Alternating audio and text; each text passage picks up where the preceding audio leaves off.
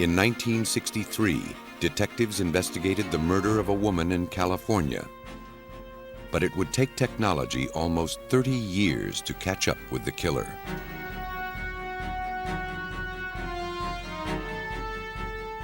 A trash bag is the only clue detectives have to the identity of a serial killer. So far, their search has met only with failure. But a new fingerprint technology will give them one last chance to put the killer away. In a murder investigation in Vermont, police have their suspect. Now all they need is solid evidence to convict him.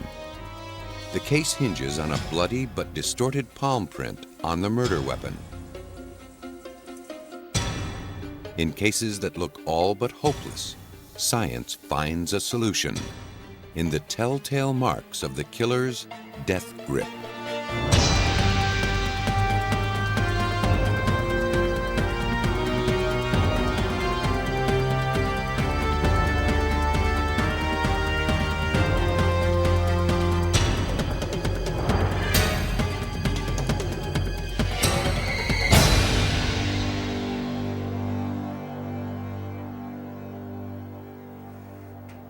In 1985, a serial killer was on the loose in San Diego, California. The killer targeted prostitutes and other women. He'd rape and murder them, then discard their bodies in trash dumpsters. To catch him, police needed to identify his fingerprints, which proved to be elusive.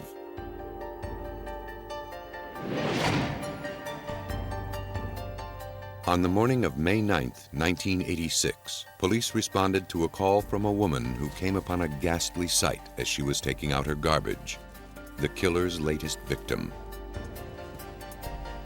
When they arrived, they saw a sight that had become all too familiar, a body in a dumpster.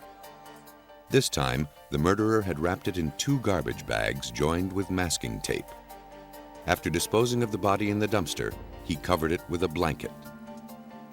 Police questioned neighbors to find out if they'd seen anyone suspicious. No one had seen anything out of the ordinary. Homicide detectives came to the scene to investigate.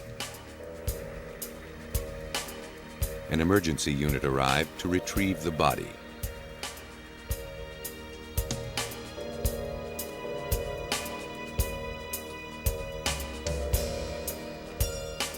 The victim was identified as Joanne Sweets, a prostitute.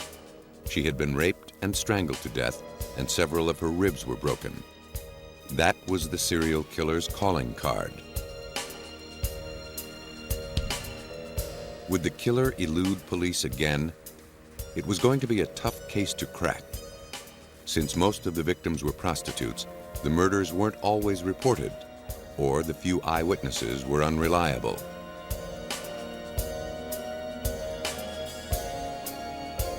But this time, the detectives were able to lift a fingerprint from the dumpster.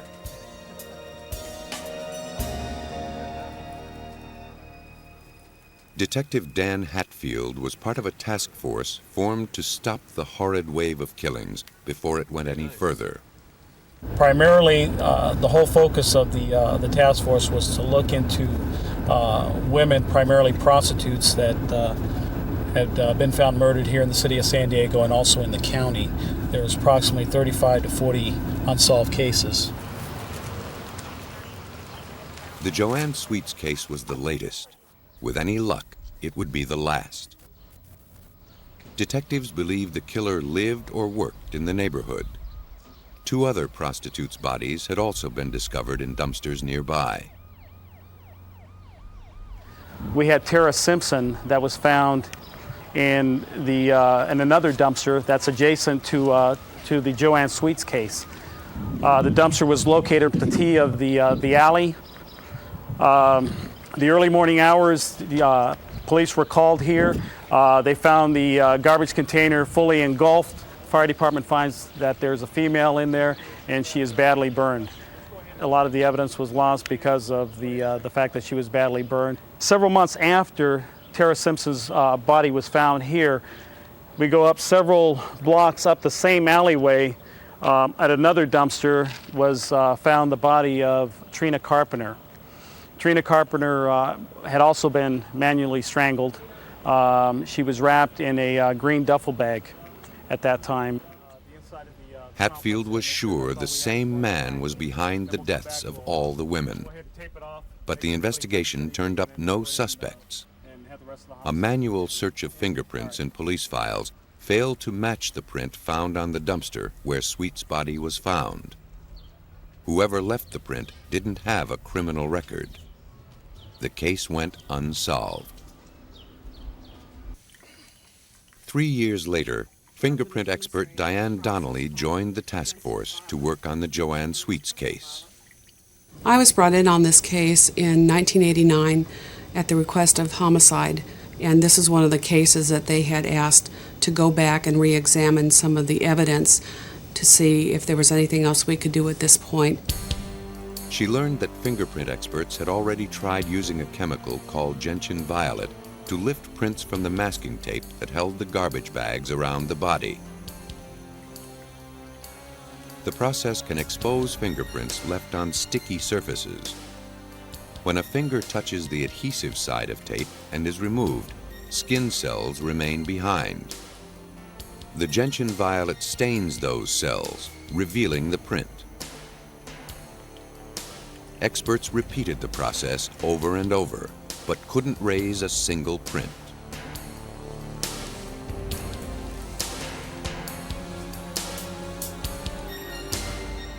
Then, shortly after Donnelly joined the task force, she and San Diego detectives received a break. They decided to make another attempt to identify the print from the dumpster using a new computerized fingerprint matching system. Several suspects were considered and dismissed before a match was made. The prints belonged to a man named Brian Maurice Jones. At the time of the San Diego murders, he'd never been arrested. Since then, Jones had been convicted for rape, robbery, and kidnapping a prostitute. He became the prime suspect in the murder of Joanne Sweets. But detectives knew the print from the dumpster wasn't enough to make a case. Jones would have an alibi. His mother lived in a building adjacent to the alley where Sweet's body had been found. And of course you could logically assume that his defense would be that he had taken out his mother's trash. So we needed something more concrete, that proverbial nail in the coffin, to link him to this murder and maybe some of the other murders of the women in San Diego. Even without a print, Dan Hatfield had a strong hunch that Jones had murdered Joanne Sweets and the others. According to Hatfield's scenario, Jones most likely cruised the boulevard looking for victims. He'd pick a prostitute and take her to his mother's apartment while she was at work. He'd act like a typical client, but the evening would culminate in murder.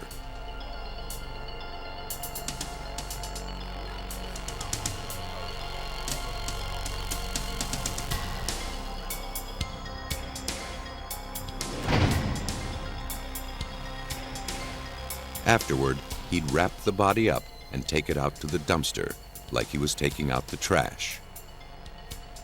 Jones was still in prison for lesser crimes, but he'd be eligible for parole in 10 years.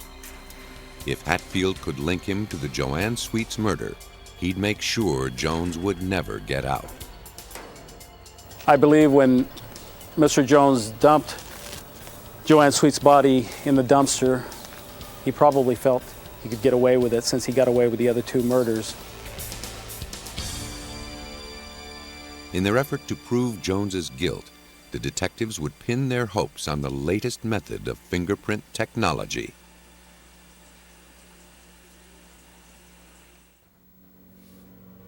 Stalled for 3 years, the murder investigation of Joanne Sweets got a jump start in 1992. Detectives once again focused on the garbage bags the killer used to wrap his victim. 6 years earlier, no prints were found on the bags. But Dan Hatfield and Diane Donnelly were sure the prints were there. At the time that I was investigating these cases, it was my feeling that there were in fact latent prints on the garbage bags. We were just not using the right technique. I checked around, I talked with the FBI. What they told me is that there was a technique that was being used in England and also in Canada with the Royal Canadian Mounted Police, a technique called vacuum metal deposition. At which point I called Canada. I found out that they were in fact using this technique to lift latent prints from plastics, and that they were more than happy to do our case. Donnelly took the evidence to the laboratories of the Royal Canadian Mounted Police in Ottawa. She was hopeful, but the prints were 6 years old. Would they have degraded too much for the process to work? They were more than willing and happy to assist me in this matter, but they were not too optimistic about obtaining any identifiable latent prints. The process, known as vacuum metal deposition, was developed in the U.S., but most jurisdictions don't have the money to utilize it. It's used more widely in Europe and Canada. Its main application is on plastics. But for fingerprint expert Pat Laturnis of the Royal Canadian Mounted Police, it's a versatile process that works when all other techniques have failed. It's possible to get fingerprints on things like magazine paper, paper towel, tissue, very fine exhibits. It has a limited application in some of those things, but really, when there's no other way to do it, and it works. If we take the best exhibit, solid plastic type of exhibits, it's a matter of keeping that clean and then placing it inside the work holder of the chamber. Handling the evidence carefully, Laturnis places it in the chamber. A few milligrams of gold are deposited on a heating element.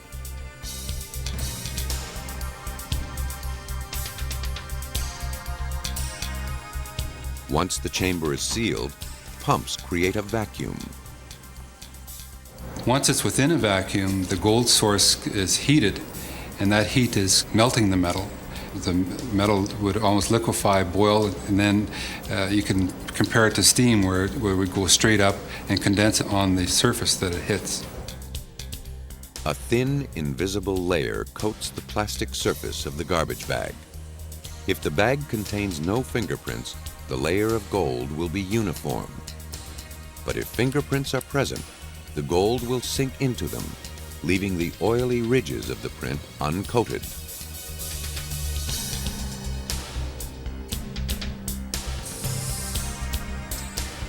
The process is then repeated with a few milligrams of zinc. Like the gold, the zinc vaporizes within the evidence chamber. It will recondense only onto other metals, so it will only cling to the previous layer of gold. But the zinc won't stick on the oily residue of the fingerprint where there's no gold. The result is a high contrast fingerprint.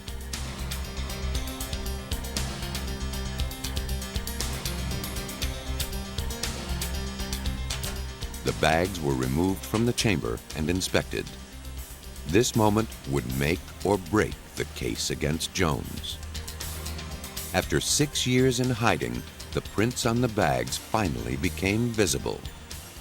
And with them, a dead-end case cleared a major roadblock. We knew this exhibit was 6 years old. We knew it was involved in a homicide, which made it a high-profile case. And it was quite exciting to see the latent when we pulled it out of the chamber. The latent prints found on the garbage bags matched the prints of Brian Maurice Jones. The vacuum metal deposition process enabled Hatfield and Donnelly to connect him to the murder. The nail in the casket were in fact the latent prints that were taken from the garbage bags, and that came back matching Brian Jones without a doubt. There was no way for him to disprove the fact that these were somebody else's prints. That was a nail in the coffin, as far as I'm concerned. In 1996, the state of California tried Brian Maurice Jones for the murder of Joanne Sweets and several related crimes. He was convicted and sentenced to death. Advances in the science of fingerprint detection had solved a case that seemed all but hopeless. I feel very good about it, the fact that even though these victims were prostitutes, they were people also. And I think with his conviction, I believe that they had their day in court, and justice was served. The vacuum deposition process raised Brian Jones's fingerprints and secured his conviction. But it was a computer that first singled him out. In another California case, detectives used computer technology to pursue a killer across 3 decades.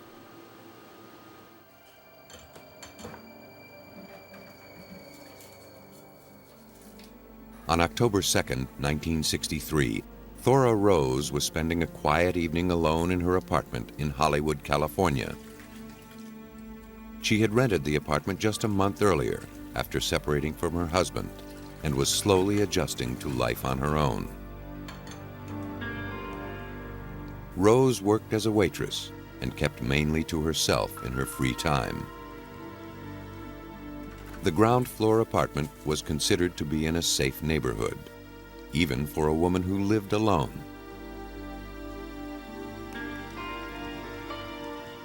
But that night, someone invaded that safety, and Thora Rose became his target. He waited in the darkness as she settled in for the evening.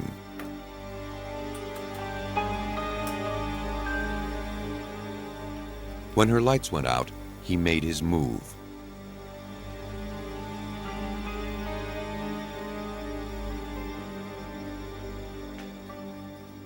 As Rose drifted off to sleep, he pried open a window over the kitchen sink and crawled into her apartment.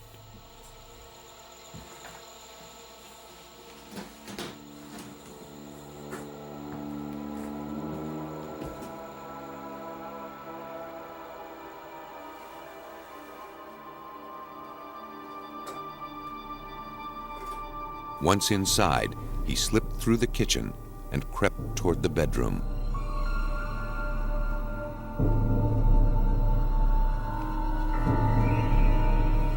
When he got there, he attacked. After a violent struggle, Thora Rose, age 43, was dead. When Rose failed to come to work the next day, her employer telephoned her, but got no response. Concerned, he called the police. When they arrived, they found Thora Rose's body in the bedroom.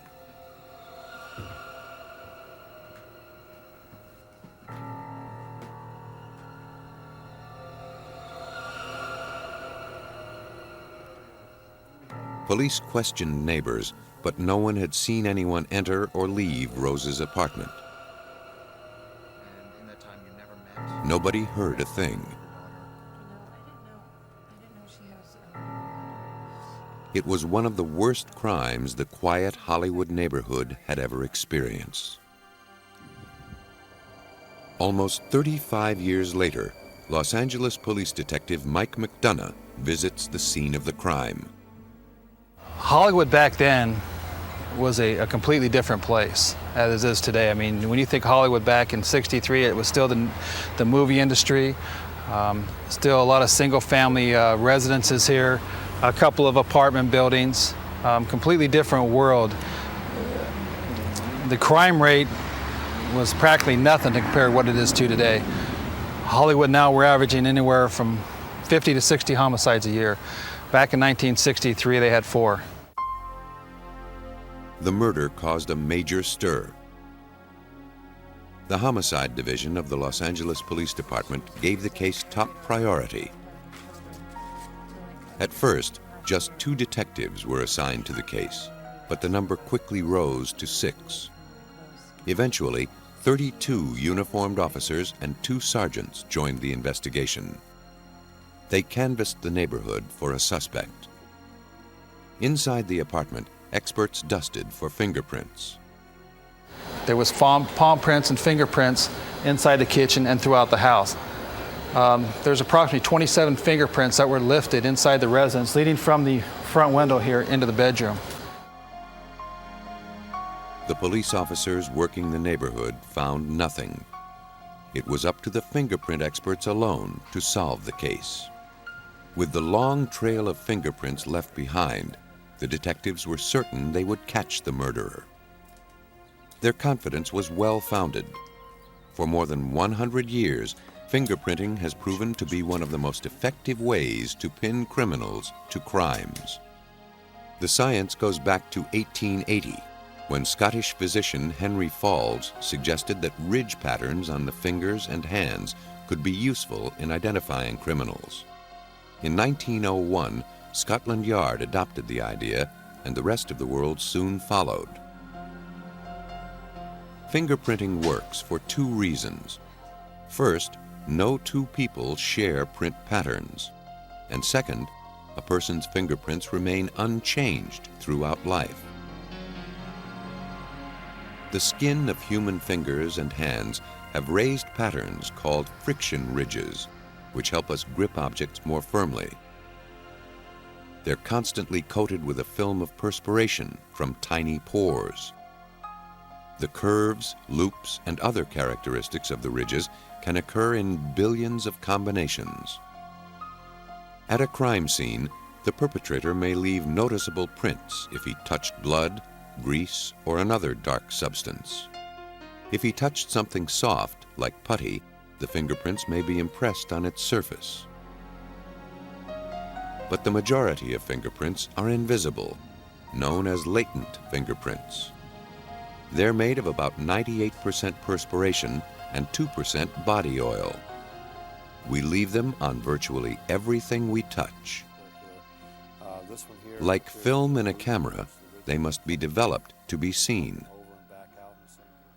The fingerprint experts at Los Angeles Police Department's fingerprint lab have long relied on powders to make latent prints visible. It's been one of the most common and effective methods since fingerprinting began. When lightly applied with a camel hair brush, powder adheres to the moisture in the fingerprint, providing a finely detailed image. The detective then lifts the print using a strip of clear tape and places it on a card with his initials, the time, date, and location of the print.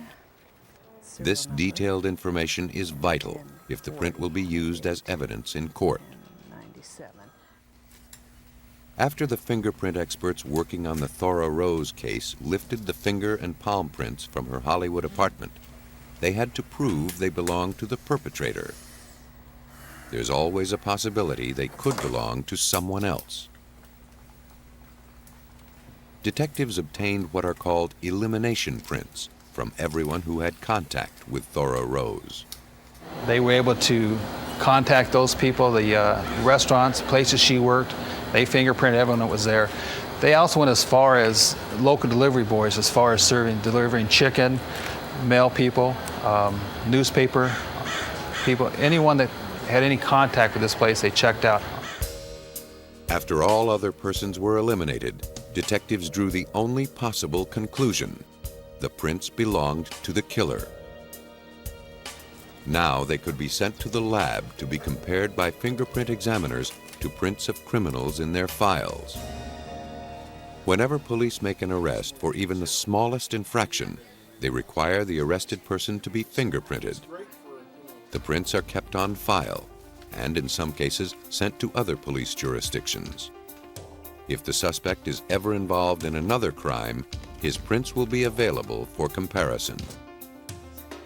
The traditional way of recording fingerprints is the ink and roll method. Each finger is rolled on an ink pad, then impressed on a card with the arrested person's name and personal data. The document is then added to the fingerprint files. Recently, some jurisdictions have begun scanning fingerprints into a computer. The scanner creates a digital image of the prints so they can be added to the database. A beam of light replaces the ink pad. Either way, the matching process begins when the examiner compares prints from the crime scene with prints from police files. Comparing fingerprints is much the same today as in 1963. The examiner must look for matching points of identification. The friction ridges arrange themselves into arches, loops, and whorls. Sometimes they end abruptly. Sometimes they split in two. The examiner considers all these patterns when making an identification. If enough of them match, then he can be certain he's looking at the prints of the same person. In the Thora Rose case, Los Angeles detectives reviewed all the fingerprints in their files. When none matched, they sent a detective to the state capitol in Sacramento to expand the search statewide. He scoured every file, looking at a staggering 30,000 fingerprints. The labor took months, but still nothing matched. I mean, it's a point that they put in an unbelievable man-hours of time on this case, and even with all that they have done, which is probably thousands and thousands of percent more than what we could do today with our crimes, they still weren't able to come up with anything. Even though the killer had left behind many fingerprints, the detectives couldn't match them to anyone with a police record. The case was unsolved. The files were shelved, and the murderer of Thora Rose went free. 30 years would pass before time and technology would flush him out. 3 decades after the murder of Thora Rose, a new computerized system of fingerprint comparison went online.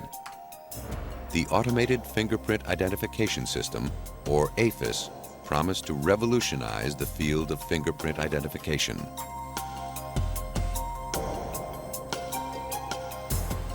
It matches prints in a fraction of the time it took using the old method.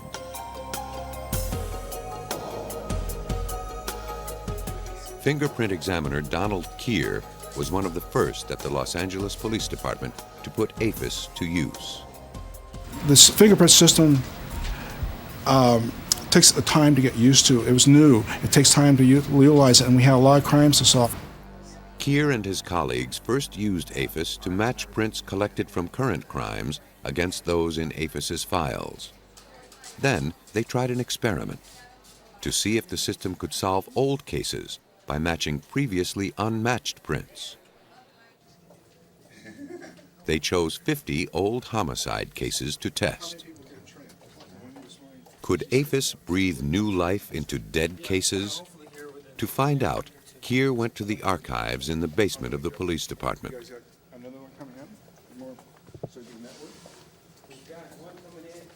There, under the dust of 30 years or more, stood shelves brimming with old fingerprint files. They were gathered from all manner of crimes, some solved, some not. One of the files he pulled contained prints from the Thora Rose murder. It was the oldest case selected. The chance of finding a suspect after almost 30 years seemed remote. But with millions of prints added to police files since 1963, and the ability of the AFIS system to compare them at lightning speed, detectives had a glimmer of hope.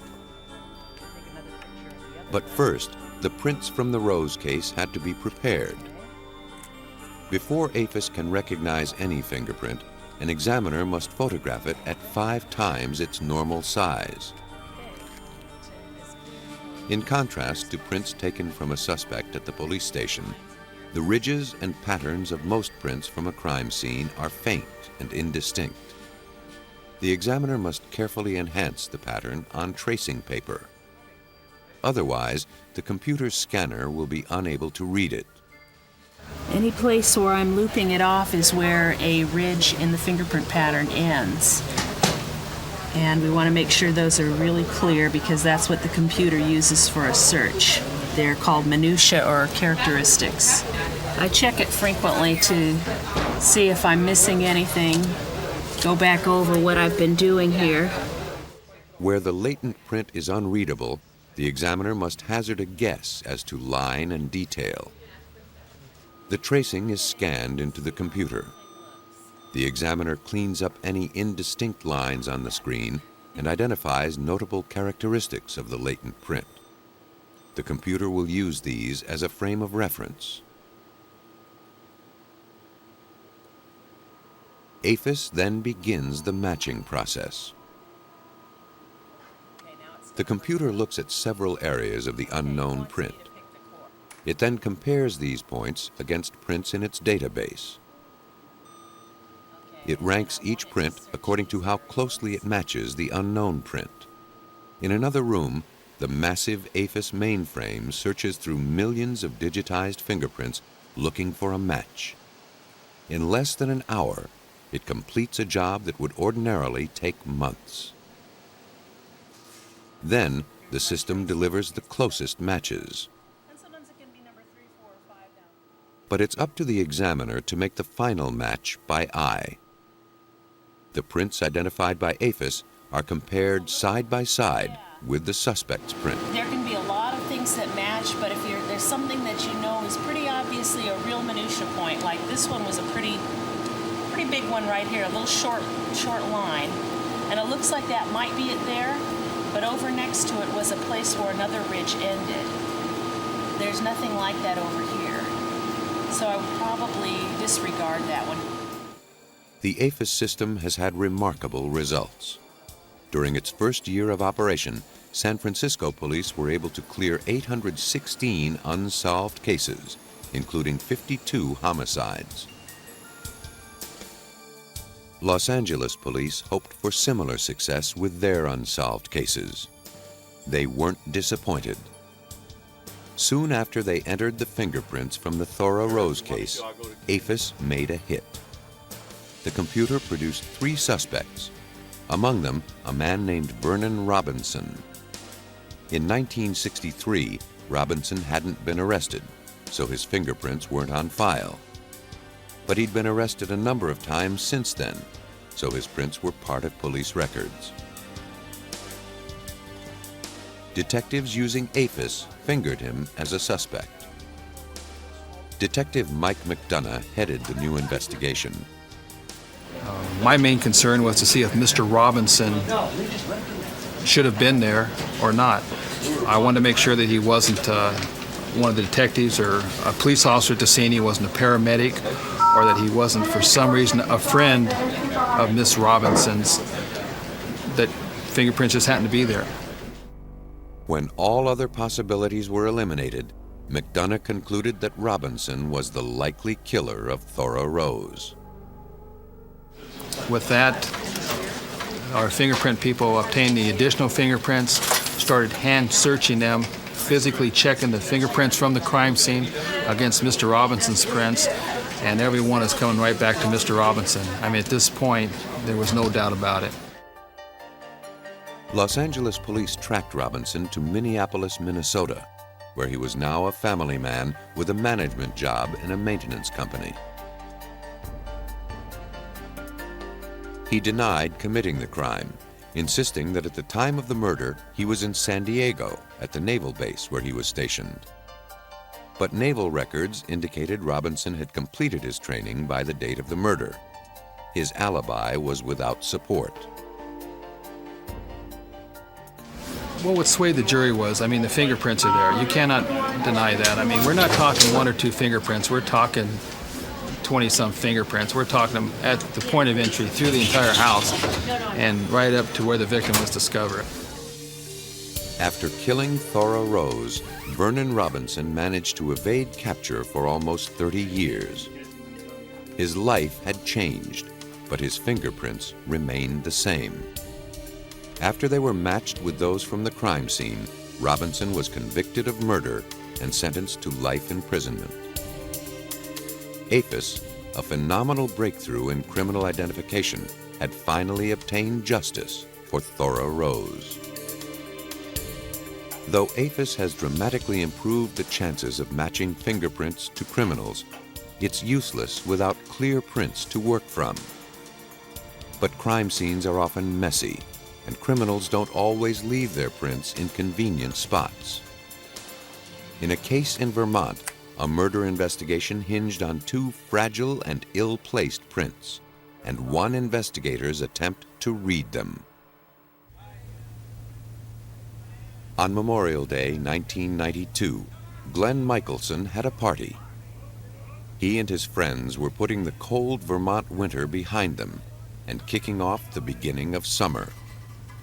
But the celebration was nearly ruined by an uninvited guest. As the party was winding down, he tried to make off in Michelson's car with one of the kegs of beer. But three of Michelson's buddies caught him in the act. They chased him off the property and retrieved the keg.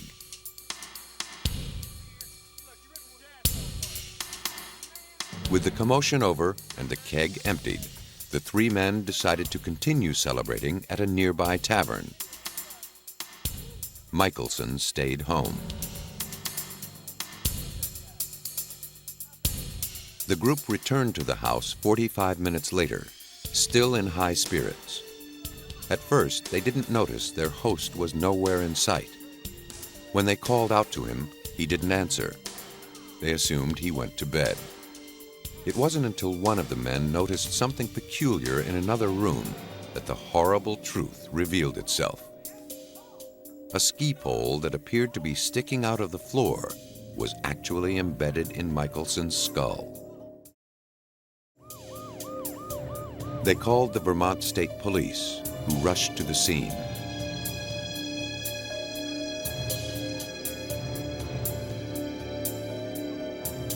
Michelson's friends couldn't believe the friend they'd laughed with a few hours ago now lay dead.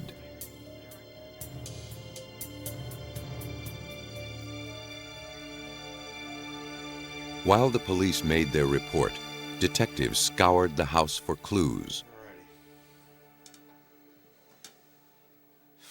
Their inspection of the brutal crime scene revealed a bloody knife in the kitchen sink.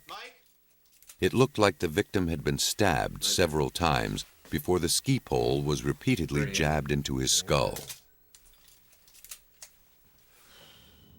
According to Sergeant Miles Heffernan, the victim didn't die easily. He was obviously involved in a struggle. Had a lot of blood on his clothes. There was a lot of blood on the walls in the hallway. When questioned, the three men who found the body told the detectives about the person who tried to steal Michelson's car and the beer keg. His name was Robert Plant. He'd tagged along with one of the invited guests and grew surly as the evening progressed.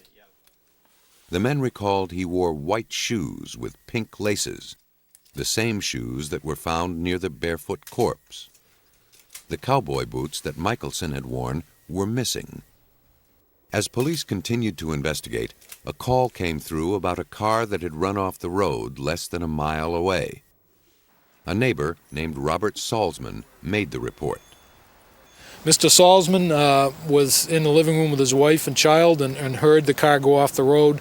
He came out and observed Robert Plant walking from the vehicle to the front porch of Mr. Salzman's residence. He had a discussion with Robert Plant. Initially, Plant seemed pleasant. He asked if he could get a wrecker, and Mr. Salzman was agreeable. But then, Plant became aggressive and broke a window. Salzman threw him off his property and called the police. They arrived within minutes and found the car on the side of the road. It matched the description of Glenn Michelson's vehicle, but Plant was nowhere in sight. Apparently, he fled on foot. Police searched the woods and found him in a short time, passed out under a tree.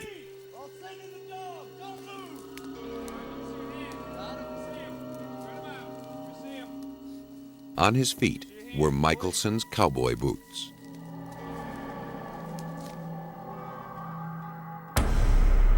He was taken to the station for questioning and booked for murder. On the surface, it seemed Heffernan had an open and shut case against him. But Plant denied the crime, and the police had no eyewitnesses. Theoretically, Plant could claim he had stolen Michelson's property after someone else committed the murder. The detectives would try to bolster their circumstantial case with forensic evidence, Plant's fingerprints. They knew prints lifted from walls, sinks, and drawers had little value, since Plant had been a guest at Michelson's party. But they found bloody prints on the grip of the ski pole and on a door frame near the body. If these prints could be identified as Robert Plant's, police would clinch their case. To help him make the identification, Heffernan called on fingerprint expert John Creighton of the Vermont Department of Public Safety's Forensic Lab. Because the prints were etched in the victim's dried blood, they were extremely incriminating and extremely fragile. Traditional methods of dusting with powder would not be effective. Fortunately, Creighton has a well-stocked arsenal with the means to recover difficult prints. How a print is raised depends on the kind of surface it's on. Basically, there's two different types of evidence that come into the lab for fingerprinting. There's porous and non-porous evidence. The porous evidence is papers and cardboards and things of that nature, and the non-porous evidence is wood, plastics, metal, glass, things of that nature. So depending on what type of evidence it is, will dictate what type of examination you do. Paper and other porous surfaces leave no moisture for powders to cling to. One classic method for raising prints from these surfaces is iodine fuming. Iodine crystals are placed inside a glass tube. The tube is then packed with fiberglass and copper sulfate.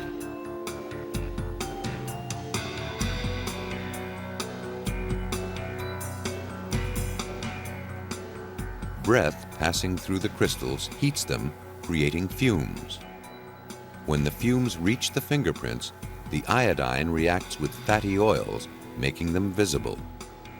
A drawback of this method is that the prints will disappear in about 20 minutes when the iodine evaporates.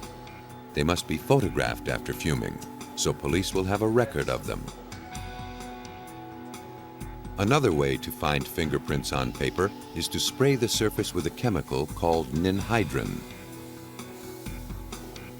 Ninhydrin is a spray or a compound that reacts to amino acids that are present in eccrine and sebaceous sweat deposited latent prints. The ninhydrin is sprayed onto porous material and is then catalyzed, or the reaction is catalyzed by applying heat and moisture, generally by means of an iron. This develops the prints much more quickly. Otherwise, you'd have to set them in the dark and wait anywhere from 24 to possibly 72 hours for any latent impressions to develop that way. Because the amino acids in fingerprints take a long time to disappear, ninhydrin has been used to develop latent prints as old as 15 years. Superglue has also become a staple of fingerprint examiners. Technically called cyanoacrylate ester, it's used on non-porous surfaces, like plastic, where fragile prints could be easily brushed away when powders are applied. Superglue is often used for developing prints inside a car. The glue is poured into a small container and heated. The car is closed up tightly.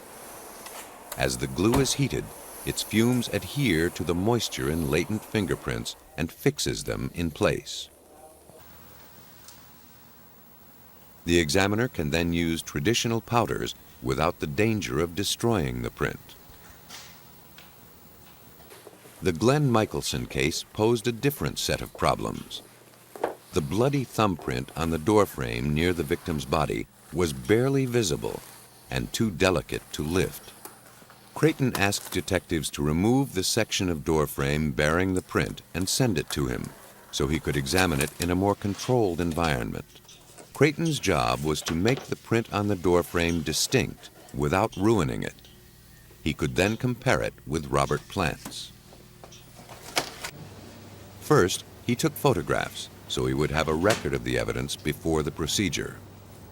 Items of evidence are photographed before any physical or chemical development takes place in order to recover and preserve any existing latent detail that is present on the item. Afterwards, then we can do the various processes that are applied to developing the latent impression on that item. Creighton sprayed the doorframe with a stain called amido black. The chemical reacts with blood, darkening the print and making it easier to identify. The amido black is a protein stain. It stains the protein that is within the blood itself. So when the ridges or the outline of the impression on the finger is deposited in the blood, the amido black is going to make that impression darker. It allows it to have more contrast with the background. Bloody fingerprints are very fragile in most cases, so they can't be lifted with tape without destroying them, even after they're developed with amido. Instead, Creighton photographed the enhanced print. When he compared it to Plant's, it matched. But Plant could have touched the blood-stained doorframe after someone else committed the crime. And the evidence against Plant must convince a jury of his guilt beyond a reasonable doubt. The irrefutable evidence in the murder of Glenn Michelson had yet to be processed. Glenn Michelson had been the victim of a callous murder, a ski pole driven through his skull. Robert Plant was the prime suspect, but could detectives tie him to the crime? The answer rested on a bloody palm print left on the grip of the weapon. To identify the print, John Creighton needed to photograph it. First, he'd have to make it more visible. That was easier said than done. The big dilemma was it was a black ski pole grip, and it was a dark reddish-brown blood impression that was deposited on that. Now what I had to do was I had to improve the contrast, either by lightening the background of the black ski pole grip or by lightening the blood impression itself. Creighton lit the print with a polylight, a lamp that can project a wide spectrum of wavelengths. The light produced enough contrast to photograph the print. But Creighton faced a second problem. The curvature of the grip prevented the camera lens from keeping the entire print in focus. I had to keep rotating the ski pole grip in order to come up with enough characteristics within the pattern area or within the latent impression that would give me enough information to make an identification. By manipulating the grip, Creighton was able to get a clear photograph of the print. After it was processed, he compared the print to Plant's. It matched. Creighton had placed the murder weapon firmly in Plant's hand. The events of Glenn Michelson's final hours now made sense. Detectives believed that after being kicked off Michelson's property, Plant hid in the darkness and waited for an opportunity to sneak back into the house. Once the guests had left, he saw his chance and made his move.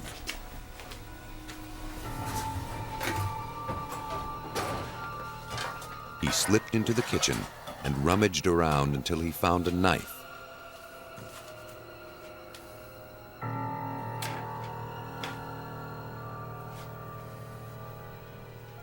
As he stepped into the hallway, Michelson spotted him. The two men struggled, but Plant had the fatal advantage. He stabbed Michelson repeatedly until he brought the victim down. He removed Michelson's boots and put them on his own feet. Then he realized his victim wasn't dead.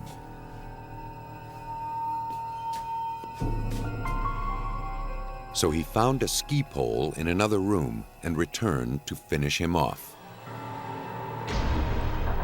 As he thrust the pole, he put his hand on the doorframe for support. After the final blow, he left the house, stealing Michelson's car for his getaway. But he only made it about a mile before he ran off the road.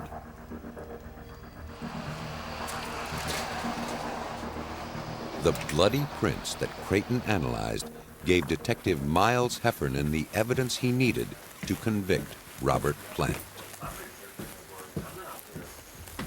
It was very compelling for a jury when they, hard to explain or explain away. You've got your thumbprint in the victim's blood on the door molding, and you've got the handprint on the murder weapon. It tells a story right there. For the murder of Glenn Michelson, Robert Plant received a sentence of 50 years to life. For more than a century, fingerprints have proven themselves a reliable and irrefutable way to link criminals to their crimes.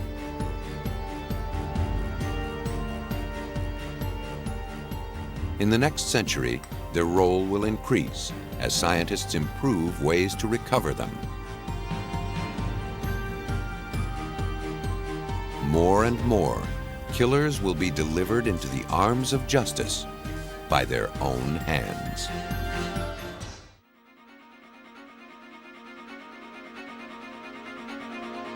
In a multiple slaying at a sorority house, a single bite mark is the only evidence.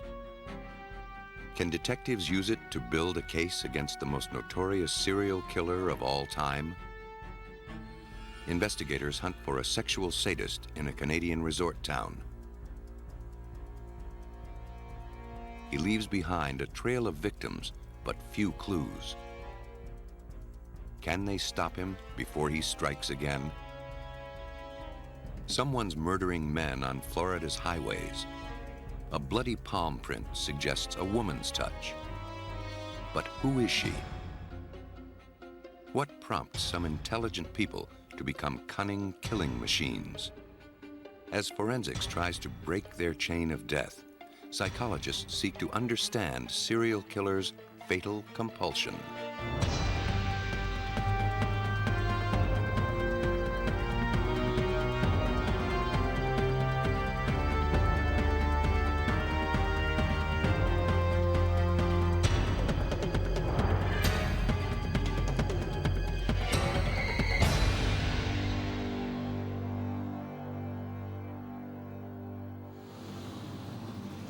On a February night in Pensacola, Florida in 1978, police officer David Lee saw an orange Volkswagen leaving the parking lot of a closed restaurant.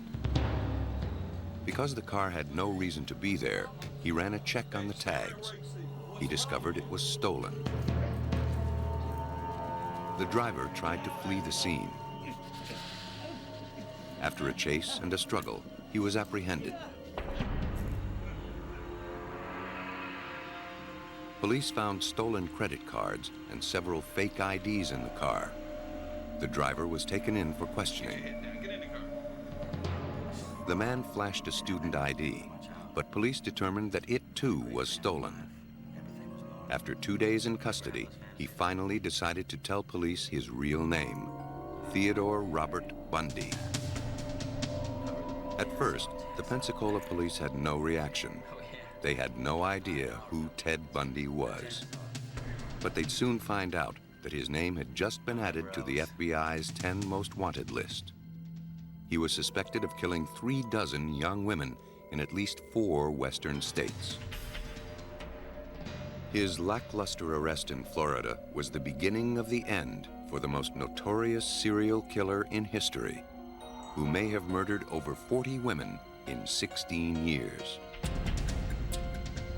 Ultimately, forensics would tie him to his crimes. In the process, the study of his murders would help spawn a whole new field of forensic psychology. a science that tries to understand how serial killers are created and what we can do to stop them. William Hagmeyer of the FBI's Behavioral Sciences Unit in Quantico, Virginia, interviewed Bundy in prison. He was probably the most efficient killing machine that we've seen amongst the serial murderers that we've studied. With his ability to articulate how he made certain choices, why he let certain people live and die, he's become a standard by which other serial killers are measured. So enormous were Bundy's crimes that they defied traditional crime-solving tactics. It wasn't until after he was caught that the pieces began to come together. Bundy didn't know that Florida would be the last stop on his trail of death. He arrived on January 7th, 1978, after escaping from a Colorado prison where he was awaiting trial for murder. He rolled into Tallahassee and moved into a boarding house called the Oaks, near Florida State University. It's now a fraternity house. Bundy didn't kill randomly. He was methodical, selecting college-age women with dark, straight hair parted in the middle. His proximity to campus provided ample quarry. Within a week of his arrival, he resumed his deadly rampage. At the Chi Omega house, sorority sister Nita Neary returned from a date around 3 a.m. on January 15, 1978. The lock to the back door had been broken for weeks. As she entered the house, she heard a commotion upstairs, someone running. She stopped as she saw a man run down the steps and disappear into the night. Then she realized someone was hurt. At 3:15 a.m., the campus police answered a frantic and garbled call for help from the sorority house. Bill Taylor was one of the first officers to respond.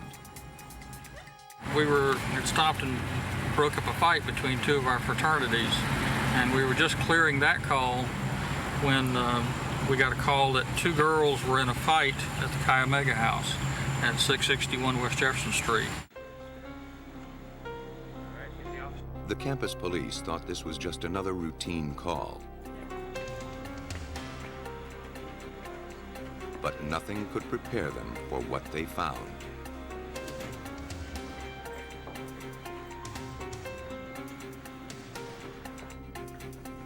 The house mother told the officers two women had been attacked.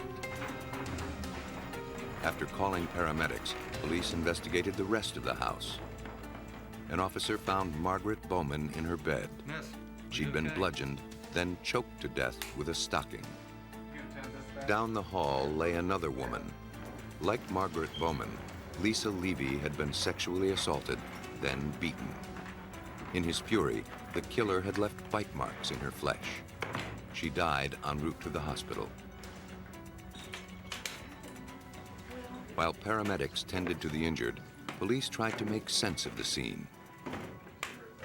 Officer Taylor had never witnessed anything so brutal. You're thinking all kinds of different things when you're going through there, and just how in the world could somebody do what was done to those victims in that manner while they slept in their beds. The women never saw their attacker. But Nita Neary, who escaped a similar fate by mere seconds, described him. He was of medium height, wearing a navy pea coat and a knit cap. He carried a club.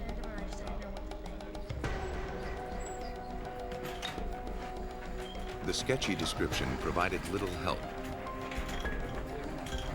The killer left behind no evidence, not even a fingerprint.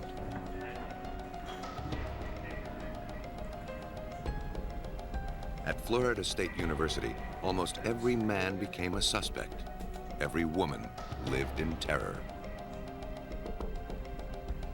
We knew we were looking for a white male. We knew we were looking for someone who was around 5'8", 5'10".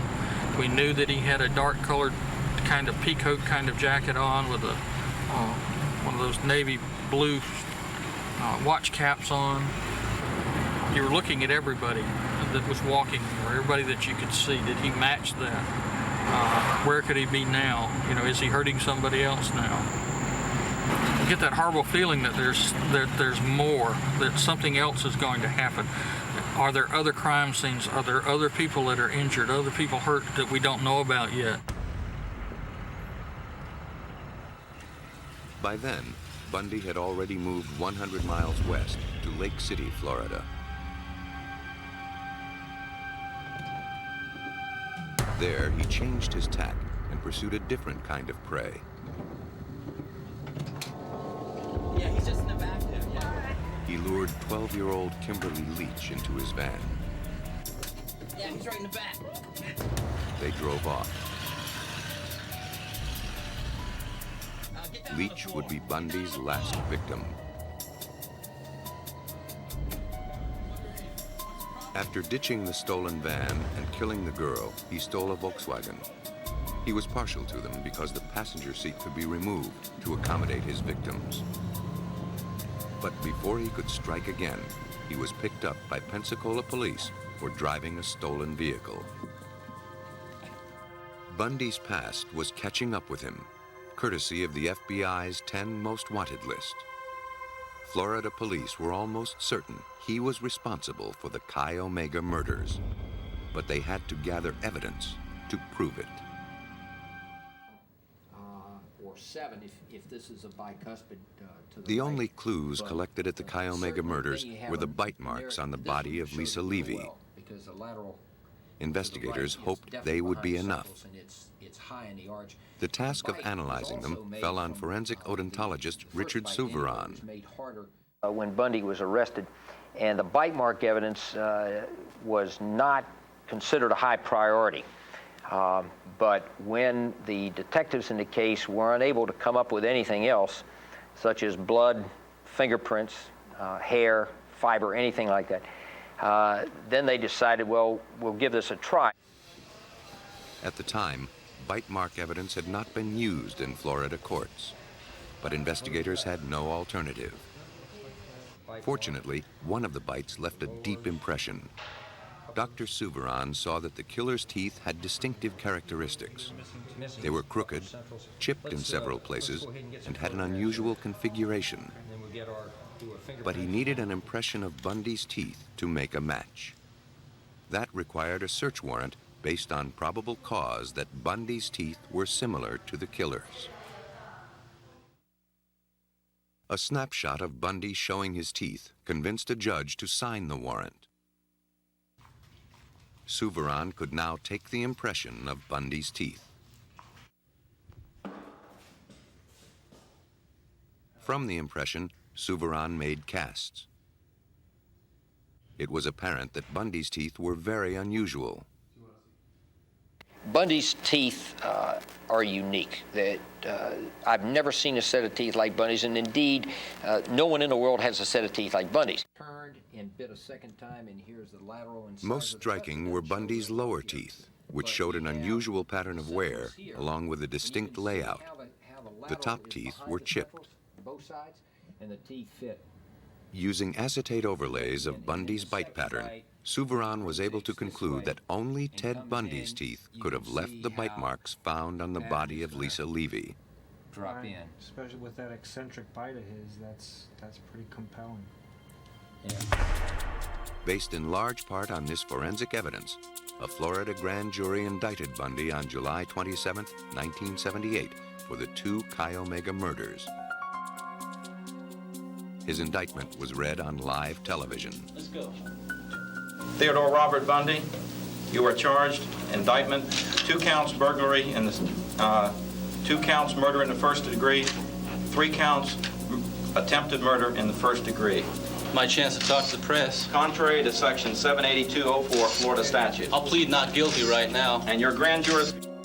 Bundy, always wanting to be in control, enjoyed the attention and turned his trial into a media circus.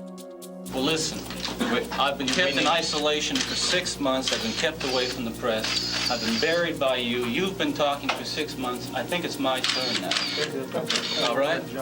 We got a court order that there won't be any press interviews. Sure there won't be any press interviews. You've given them out. I'm gagged, you're not. Okay. The county prosecutor will read your I'll right. be heard. Emphatically denying his guilt, acting as his own attorney, Bundy was convicted of the Chi Omega murders, as well as the murder of 12-year-old Kimberly Leach. Ted Bundy was caught in large part because he was a terrible driver, and an alert police officer in Pensacola picked him up. He was convicted in large part because of forensic odontology. He rarely left any forensic evidence at his crime scenes because he knew what the police were looking for. He didn't know that the science of forensic odontology advanced to the point where a forensic odontologist can testify with tremendous accuracy that bite marks on a victim, as with Ted Bundy, matched Ted Bundy's teeth. He didn't know that. As Bundy sat on Florida's death row, he began to trade information in order to postpone his execution date. He confessed to a string of murders throughout the West and provided details about how he committed them. He painted a graphic picture of the evolution and slow deterioration of a serial killer. To become a serial killer is to become a serial tennis player, a serial jogger. When you get away from it for a while, you start getting the itch to get back. He said the itch was getting tremendous. The clock was ticking. Experts suspect Bundy may have started killing in 1962, at age 15. Then, beginning in 1974, he killed 8 college women in and around Seattle.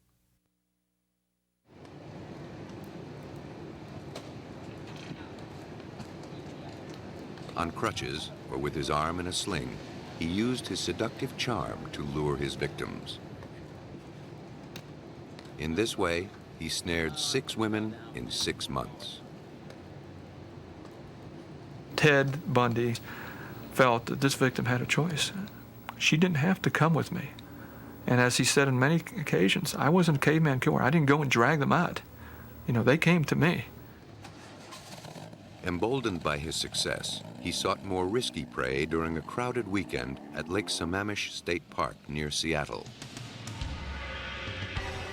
2 of the women at the lake that day, 23-year-old Janice Ott and 18-year-old Denise Noslin, apparently left with the injured stranger 4 hours apart.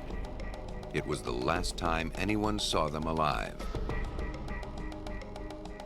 Based on eyewitness descriptions, police artists made a composite sketch of the slender young man with a Canadian accent who called himself Ted. Part of Bundy's success was his cunning. Part was his looks and outward behavior. No one could have suspected his homicidal inclinations.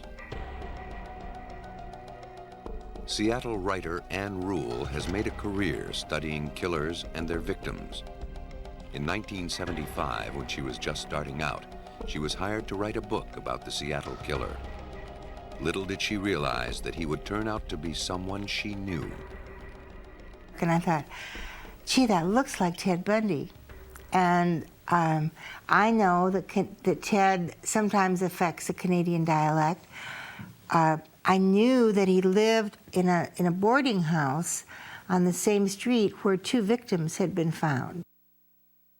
But they were looking for people with a criminal record. And Ted Bundy, the only thing they had him for, 2 citations for bravery, for helping citizens. He'd been assistant director of the Seattle Crime Prevention Advisory Council, worked for the governor of Washington.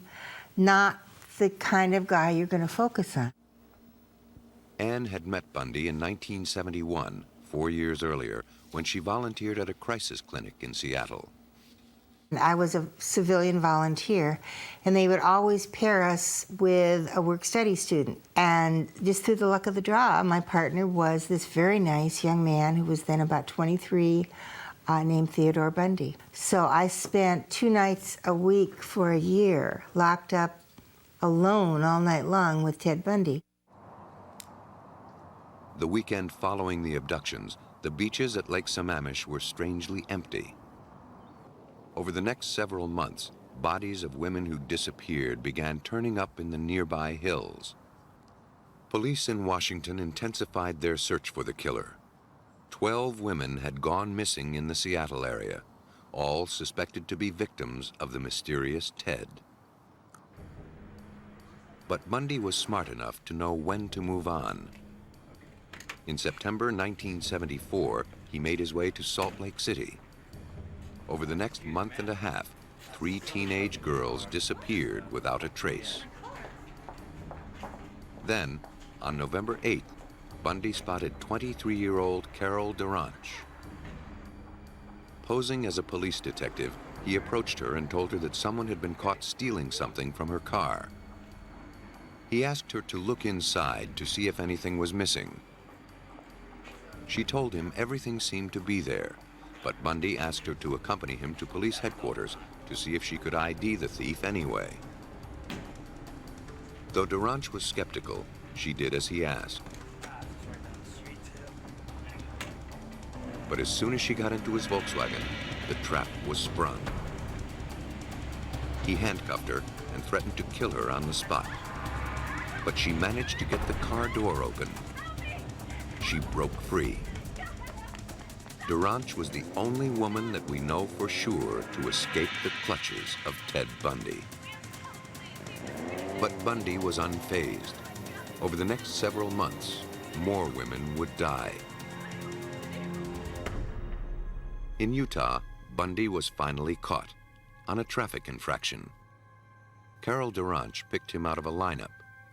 He was convicted of kidnapping and sentenced to 1 to 15 years. He was then extradited to Colorado, where, based on hair samples found in his car, he was charged with the murder of a young woman. And there, through a small hole in the ceiling of his prison cell, he escaped to kill again. 8 days before the Chi Omega murders, Ted Bundy fled Colorado and headed to Florida. A friend loaned him money to live on. He'd been incarcerated over a year, and his fatal compulsion grew all the while. This need to fill the addiction had grown so strong because he'd been in prison and unable to kill, but sitting there fueling his fantasies, thinking about it.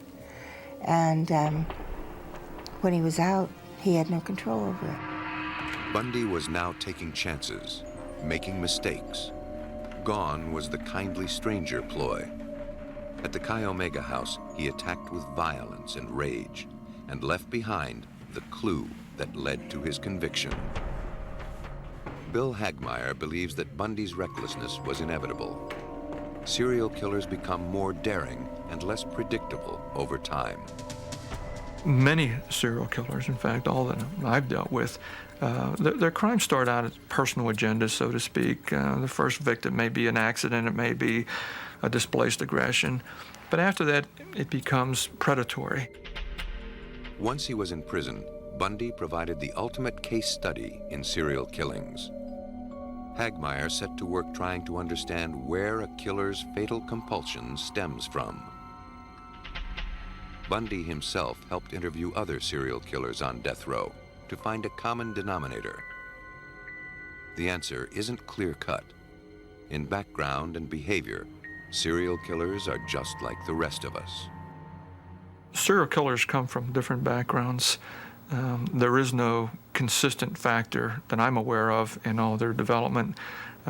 Basically, if one were to look at Ted Bundy's evolution as a human being, they would be shocked that he became a serial killer because he didn't act any differently, didn't appear to be maturing any differently than other children around him. Writer Ann Rule believes that killers like Bundy are born and bred. I think to create a serial killer or any sadistic sociopath, you have to have a combination of a genetic predisposition toward violence. Just like some people can play the violin, some people can tap dance, but these people have a tendency toward violence. Now, if that child is born into a loving home where he feels safe or she feels safe, we'll never know. But if you have the terrible synchronicity of the genetic predisposition and an abusive home, then you have the perfect soil to grow one of these people. Bundy showed his homicidal tendencies as a young child of 3.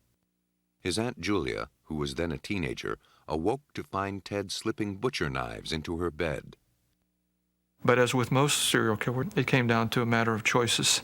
We're all a product of our environment, our genetics, our experiences, and what we become in life, whether it's a career choice, making a choice of a mate, or our avocation, and his just happened to be murder. We're accountable for that. Bundy discovered in his early 20s that he was illegitimate.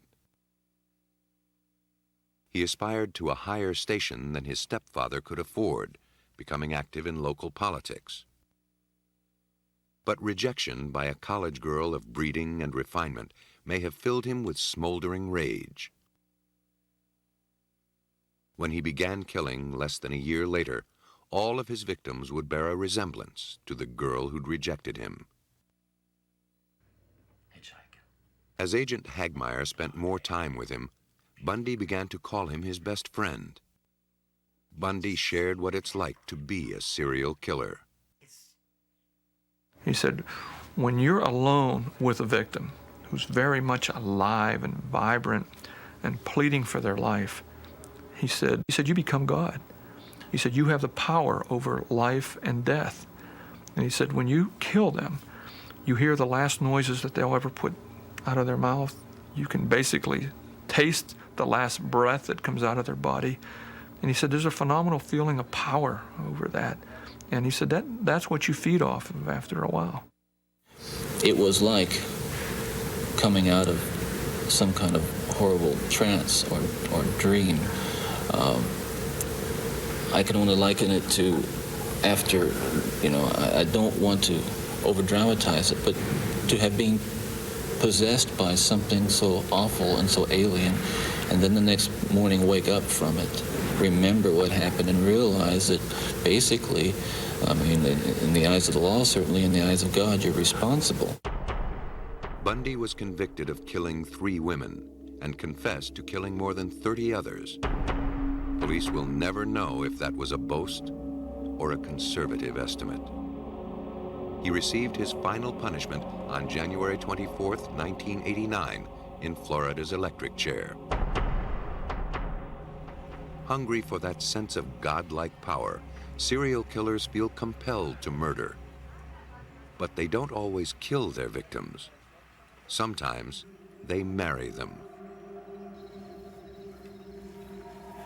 On June 29, 1991, 2 canoeists were spending a lazy afternoon on Lake Gibson near Niagara Falls, Canada. The waters had receded, revealing several blocks of concrete speckled with black paint. When one of the men stepped on a block, it broke in 2. He was horrified at what he saw. Inside were the severed limbs of a human body. Police found body parts in each of the 8 blocks. It took 2 weeks to obtain the dental records to identify the victim. She was a teenage girl named Leslie Mahaffey, who disappeared 2 weeks earlier from the nearby city of Burlington. Whoever killed her had also sexually abused her. It was a shocking crime in a country unused to violence. Placed in charge of the investigation was Vince Bevan of the Niagara Regional Police.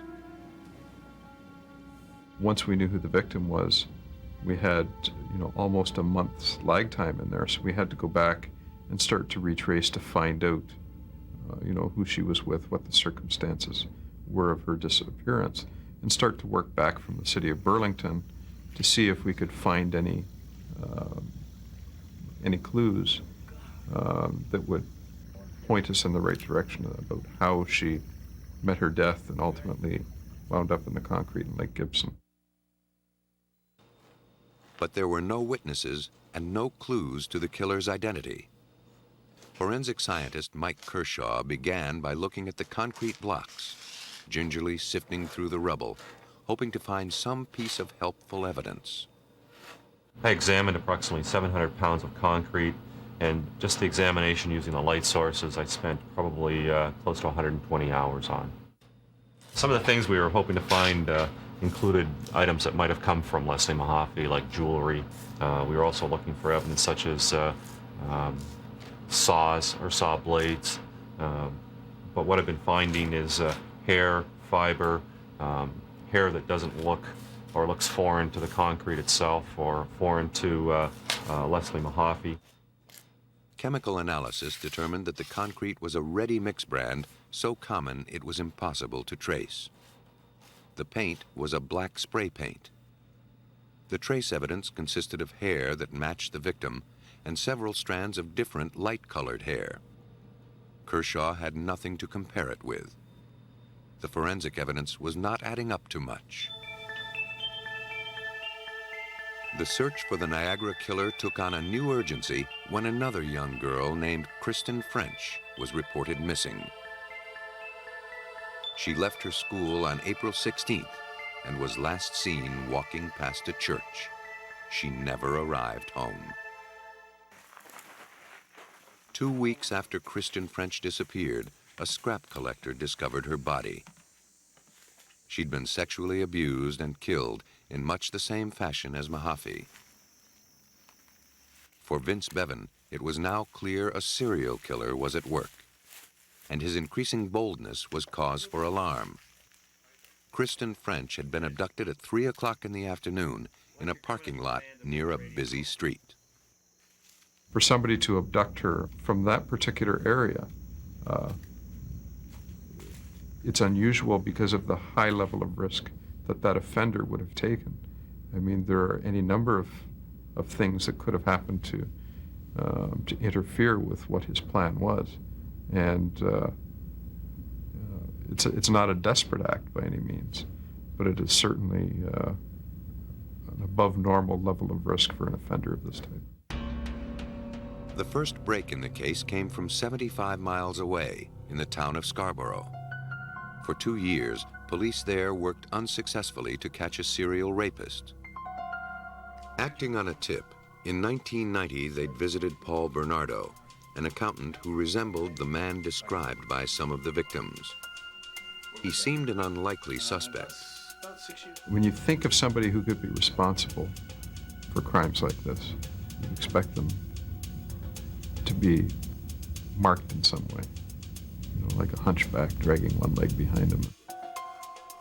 As a matter of procedure, police collected blood and saliva samples from Bernardo for DNA testing.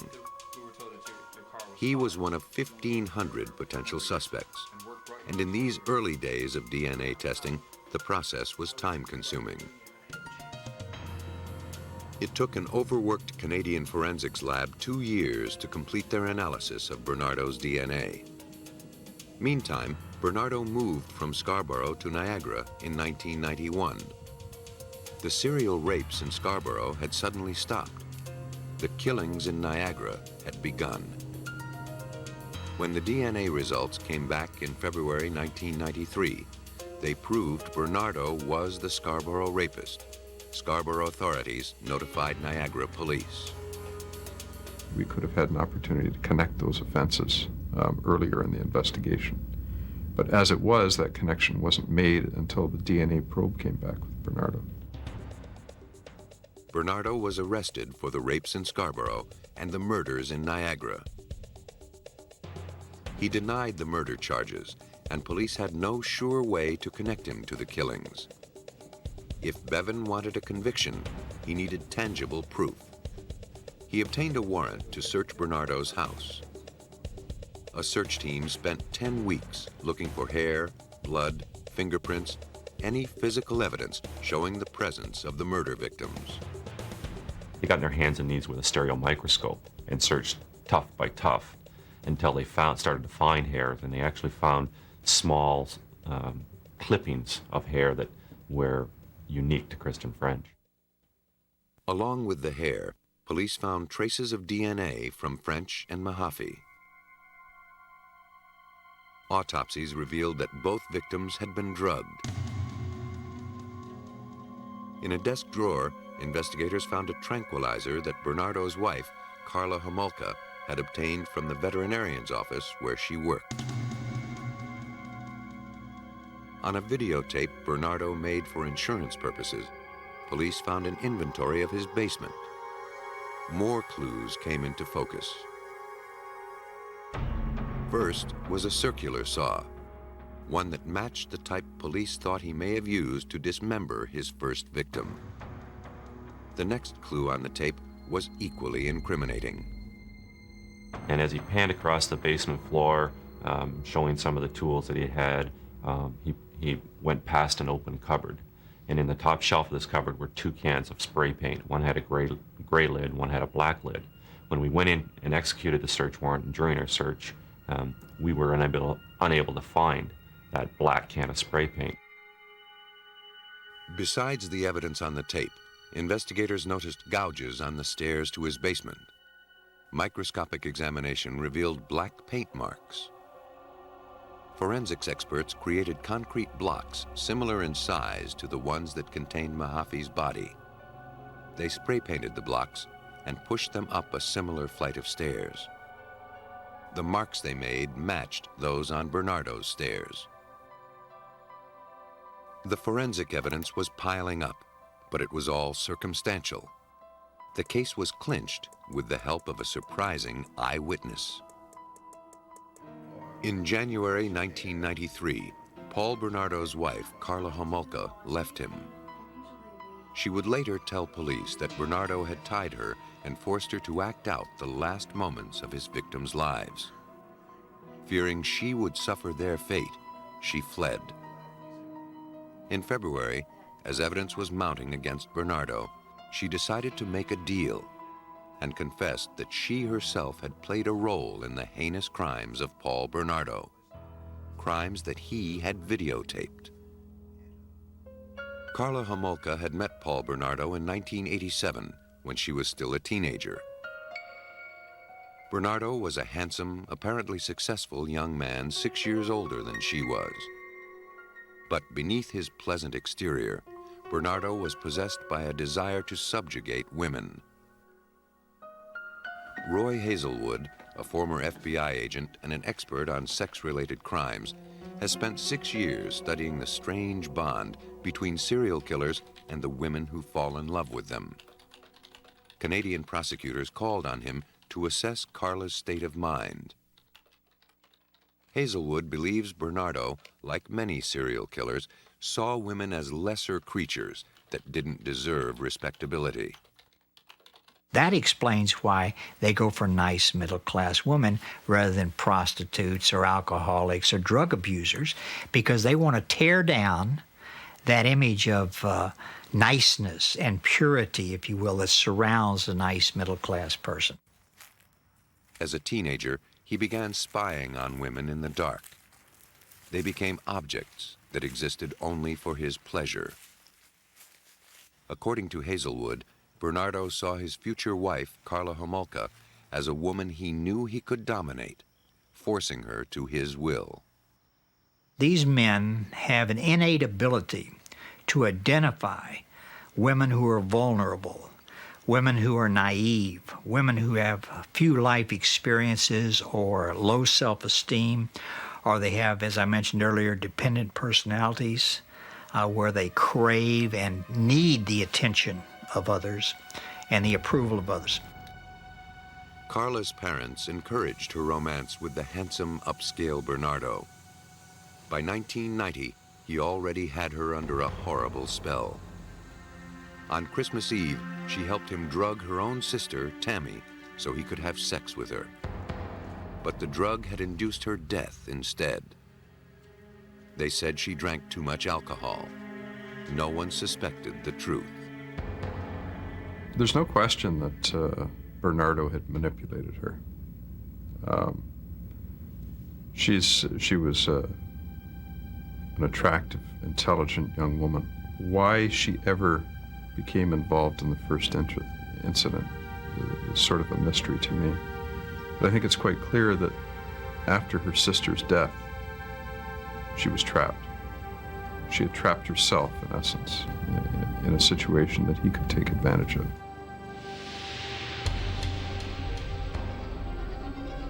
On the night of June 14, 1991, 6 months after Tammy's death, Bernardo went out to stalk young women. According to what he told Carla, he saw Leslie Mahaffey locked out of her house at 2 a.m. He offered his assistance, then lured the girl to his car with the offer of a cigarette. Carla told police Paul had forced her to videotape his sexual assaults on Mahaffey. Paul and Carla were married 2 weeks later. The day police discovered the body sealed in concrete. Over time, Bernardo had tightened his grasp on Carla, drawing her deeper into his crimes. Because she's in love with him, and because she wants his approval, and because she wants to please him, she agrees to participate, and eventually it becomes more and more bizarre. Carla helped her husband kidnap Kristen French in April 1992. She'd pretended to need directions, asking the girl to show them where they were on a map. Bernardo sneaked up behind her and shoved her into the car.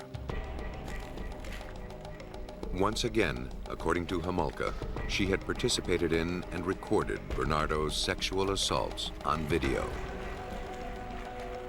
But where were the tapes? Despite 10 weeks of searching every corner and crevice of Bernardo's house, Canadian police were unable to find them. They'd discover later that Bernardo, in jail, had his lawyer remove them. When the tapes were finally turned over to the police, they validated every shocking detail of what Carla had said. Bernardo used the tapes to experience his crimes again and again. The videotapes, along with Carla Homolka's testimony, were more than enough to convict Paul Bernardo. He was sentenced to life in prison, no chance of parole. For her part in the crimes, Carla Homolka was sentenced to 12 years in prison, a sentence based on her testimony prior to finding the videotapes. But the tapes clearly showed Carla participating in the torture and sexual abuse of the victims. Was Carla truly a victim herself, or a savvy accomplice who worked out a sweet deal with the police? Is she a victim? Not in the sense that she's not responsible for what she did. She certainly is responsible for what she did. And she needs to be punished for her activities, in which she acted in concert in the abduction and or murder of 3 different people. So in that sense, no, she's not a victim. Is she a victim in the sense that she came under his spell? Is she a victim in the sense that he abused her? In that sense, yes, she's a victim in that sense. From the first of Paul Bernardo's rapes to the day of his capture, almost 6 years had gone by. According to Ann Rule, if he hadn't been caught, he would have continued to kill. They start maybe 2 or 3 years apart, and then it's 1 a year, and then it's 1 a month, and then it's 1 a week, until toward the end they need more and more of the substance that they crave to make them feel normal. And in the case of serial killers, it's murder. First they do it to get a high, and then after that they seem to need it, and they're almost all caught because they begin to take chances in the end. Slowly, painfully, experts are learning the warped rules of the sexual serial killer. But do the same rules apply when the killer is a woman? In December 1989, along a Florida highway outside of Daytona Beach, officers found an abandoned car registered to a Tampa man named Richard Mallory. He had been missing for several days. Another week and a half went by before the 51-year-old Mallory turned up. Naked, shot several times with a .22 caliber pistol, and abandoned 2 miles from where his vehicle was found. Police sealed off the area to search for clues.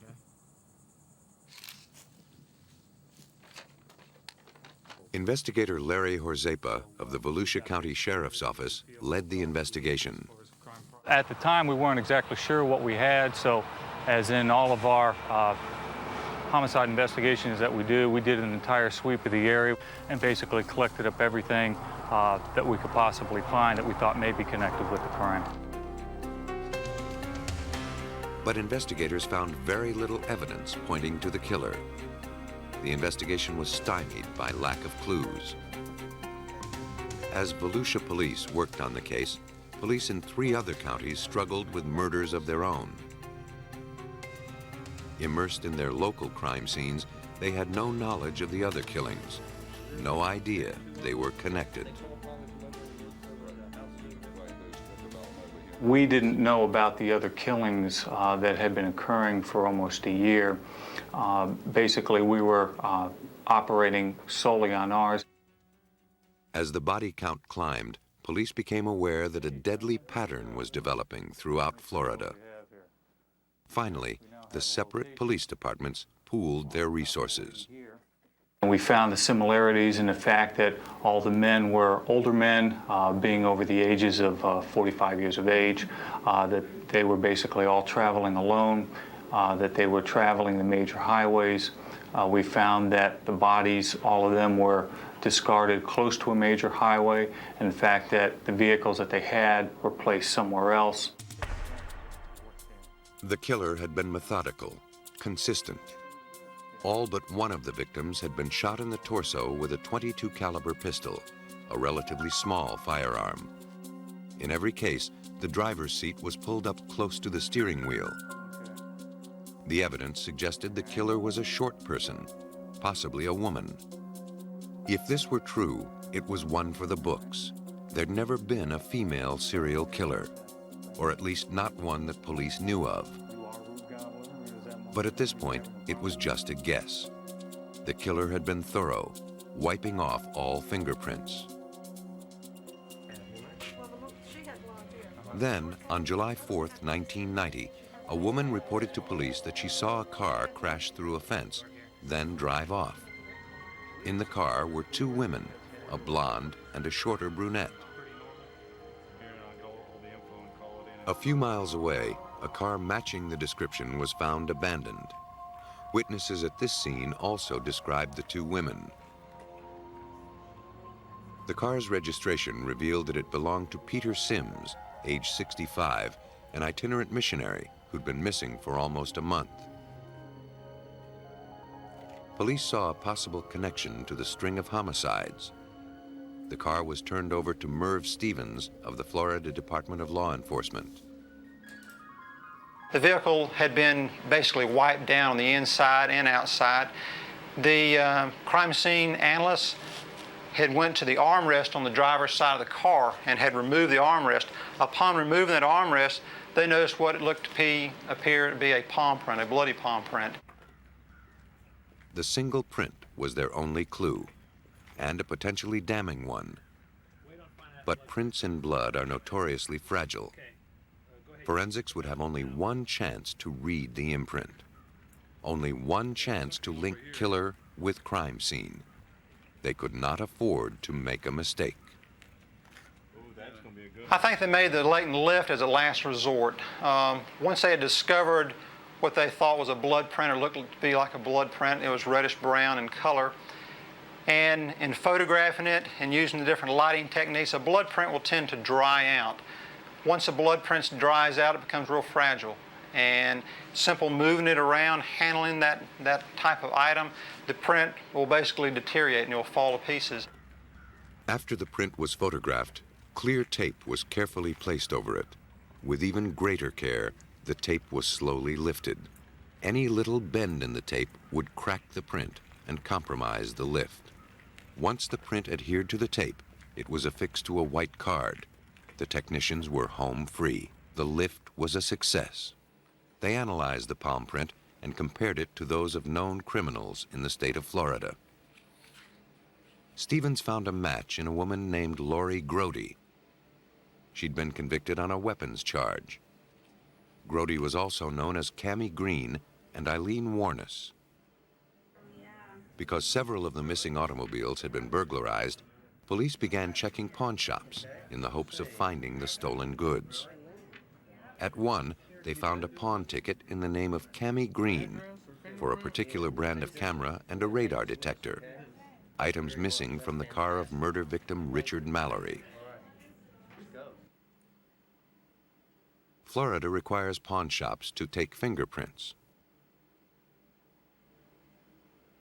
Cammy Green's print from the pawn ticket was compared to the prints in Stevens' files. The prints matched. The bloody palm print and stolen items were now linked to a single person,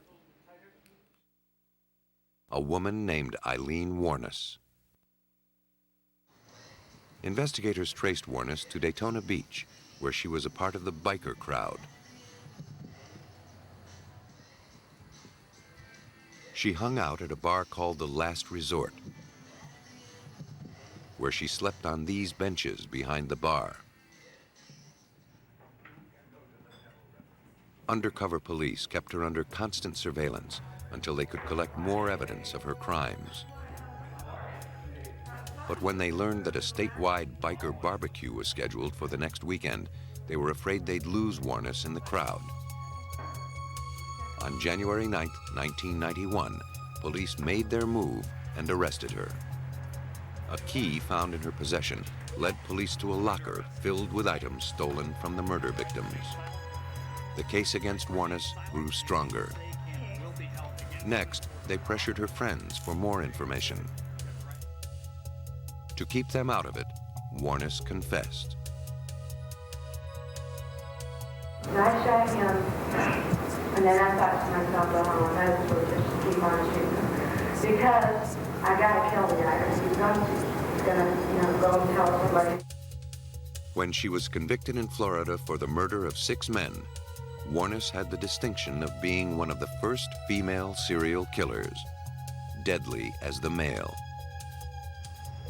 But why, beginning in December of 1989, had she become a killer, hitching rides with middle-aged men, suggesting sex for money in a secluded spot, then shooting them to death? Warnes claimed she'd acted in self-defense. It was a claim Larry Horzepa found difficult to believe. I think as she was applying her trade, as she was going along, for whatever reason, whether she needed more money or whether she decided that this would just be easy pickings, at one point in her life, starting with Mr. Mallory, she decided to bring a firearm into play. And once she went ahead and fired that first shot and killed that first man, felt it was easy. And why not do it again? Ann Rule has studied women who kill. She disagrees that robbery was the motive. She believes Eileen Warnes felt abused by the men in her life, and the killing was her attempt at retaliation. Her anger was typical of serial killers.